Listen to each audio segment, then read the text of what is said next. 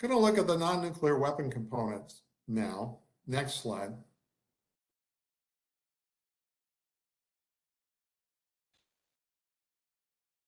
As Henry mentioned, one of the things that comes up is that this, again, the same people who were talking about it taking 6 months to make the metal components was, it was going to take a long time because they were only going to produce the fissile material first, and then they'd think about the non-nuclear weapon components.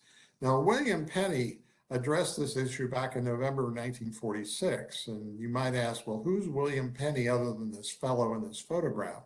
Well, he was the head of the British nuclear weapons program, and as such, he was sort of the Robert Oppenheimer of the British program. Now, being British, he wasn't nearly as colorful as Oppenheimer, but he was quite good. He'd been at Los Alamos during the war and had been participating in the production of the Fat Man design. In fact, he stayed on in the US till the summer of 1946 and helped with the Crossroads nuclear tests before going back to England. And in November 46, the British were thinking about maybe producing nuclear weapons. They didn't actually decide until January. But you can see here, he says, yeah, you don't need the fissile material. I mean, so he fully envisioned doing it in parallel. In fact, the interesting thing, of course, is you could actually do it before if you wanted to, since you don't need any fissile material for it. Next slide.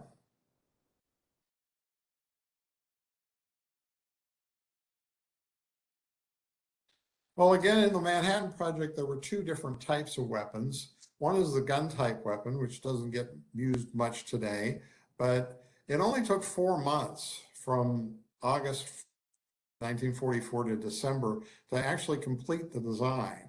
And this gun type is where one part of the HU is fired at another part to complete the assembly. And so the weapon was finished at the end of 1944.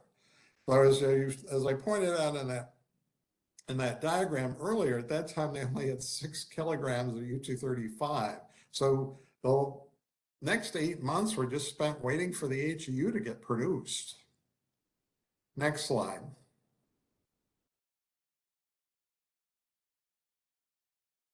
Now the Fat Man design and most designs today are implosion weapons, where the fissile material is surrounded with explosives and then used to compress the fissile material. And you can see here, it only took about 11 months to come up with the design and to build it. As I said, it was conservative. It didn't use this levitation, which I'll describe shortly. And this is, you think, well, they had a lot of talent at Los Alamos, but on the other hand, no one had ever built an implosion design before. No one even knew how to do it when they started, yet they did it in 11 months. And one interesting aspect, which I've never seen anyone discuss, but I've, just looking at the circumstances and doing a little math, the fact that design means no levitation means that all the components are in contact with each other. So that means the thick natural uranium tamper rested directly on the plutonium core, or in other words, the uranium tamper had to have a hole in the middle of it just big enough for the plutonium core. Well, the density of the plutonium gallium alloy is significantly lower than the alpha phase that they were going to use. By my calculation, the ball would be about 1/2 inch bigger. So, and they didn't even know how big the ball was going to be until June 24th. So what did they do? They obviously had to do something in 3 weeks to test it at Trinity. Did they machine out 1/4 inch of the middle? Did they recast the thing?